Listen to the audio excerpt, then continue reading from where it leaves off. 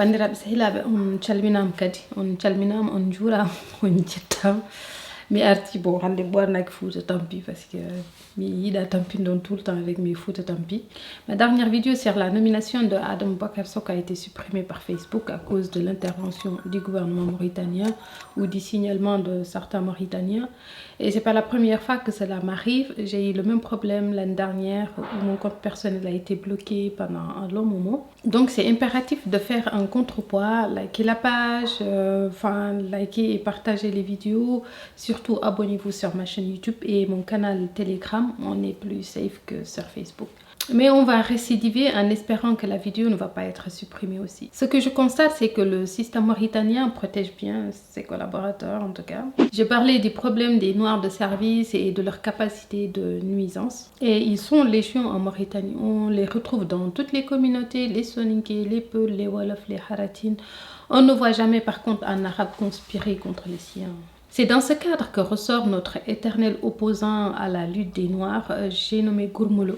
Il est avocat, juriste, maître de conférence à l'université de Havre. Quand il y a ces partisans qui parlent de militants qui ne sont pas sur le terrain, on en parle aussi du vice-président d'un parti politique qui vit du salaire d'une université française.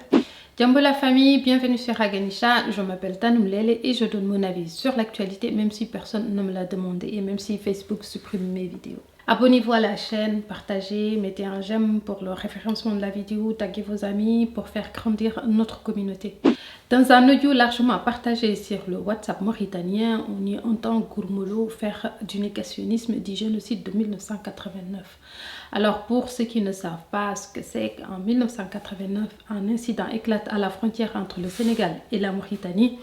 Et la Mauritanie en profite pour s'attaquer aux Noirs. Plusieurs milliers de Mauritaniens noirs seront tués à Nouakchott, la capitale, et le long du fleuve Sénégal, plusieurs milliers d'autres déportés vers le Sénégal et la Mauritanie.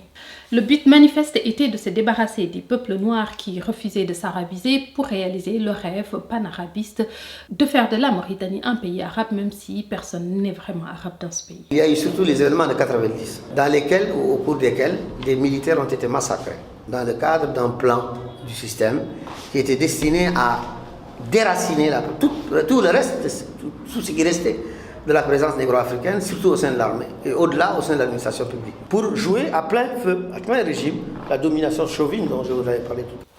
La Mauritanie était soutenue dans ce projet d'extermination par des pays du Golfe comme l'Irak. Certains observateurs pensent même que si le projet n'a pas abouti, c'est parce que l'Amérique a envahi l'Irak en 1990.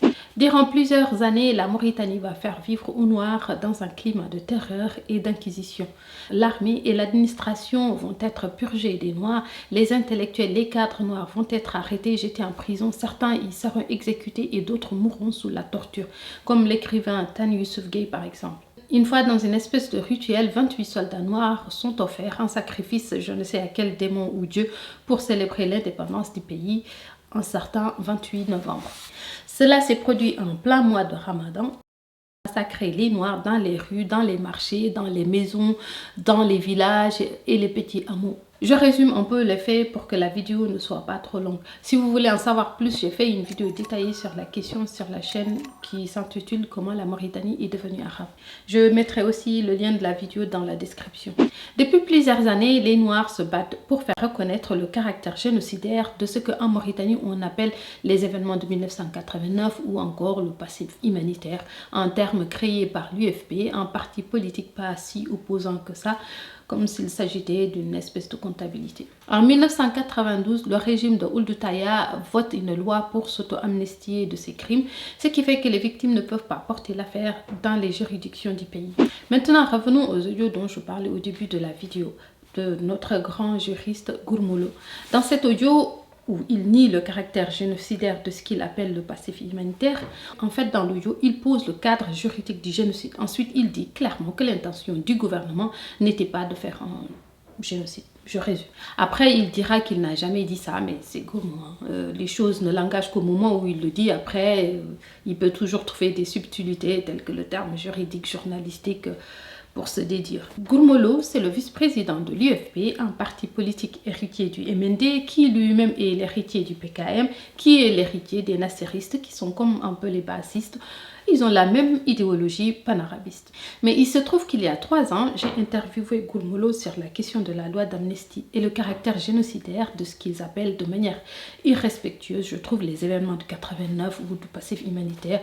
Donc lui et moi, face à face, il n'y avait pas d'ambiguïté sur la question du génocide. Il utilise clairement le terme dans la vidéo que je vous laisse écouter. Tu veux dire surtout que les victimes pourront maintenant désormais s'associer pour porter l'affaire devant la justice. Il y a donc un risque qu'avec cette espèce d'ouverture démocratique qui s'annonçait, que cela ne se retourne comme un doigt que l'on met dans son propre œil contre le système lui-même. Et c'est donc dans ces conditions-là que les juristes de l'époque de Maouya ont concocté cette fameuse loi d'amnistie en votant, pratiquement d'ailleurs dans une sorte de clandestinité, c'était épique, en votant cette loi de 2 lignes qui d'ailleurs sur le plan de sa formulation juridique n'avait pratiquement pas de sens parce qu'on a amnistié des événements. Mais jamais il n'est dit dans cette loi que ce sont les meurtres et le génocide qui avaient eu lieu qui sont amnistiés. Aujourd'hui, Gourmolo change son discours et fait du négationnisme parce que le système a besoin de lui pour encore embrouiller le discours.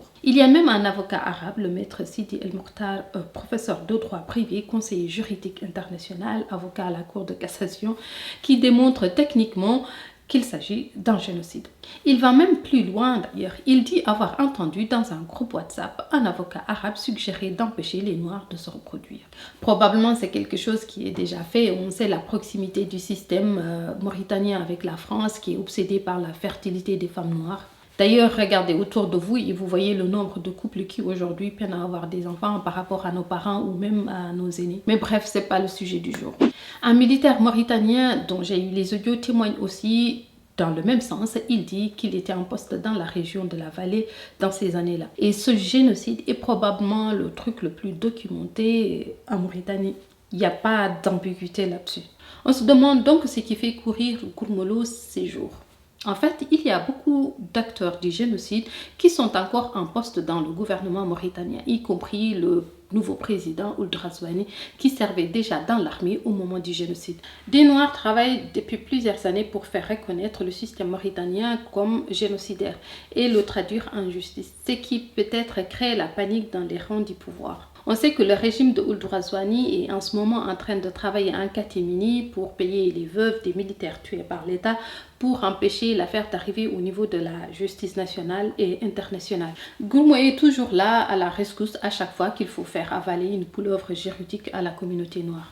Quand on parle des Noirs au service de l'État mauritanien, eux sont un level plus haut. Tout le monde s'accorde à dire que Gourmolo est brillant, à commencer par les Arabes, mais Maouya était aussi brillant. Le système mauritanien raciste est aussi brillant. Et tout dépend de quel angle on observe les choses. Pour moi, être brillant exclut la capacité à nuire et à se nuire soi-même. Voilà, c'est la fin de la vidéo. Si vous avez aimé, n'hésitez pas à partager, à liker, à commenter.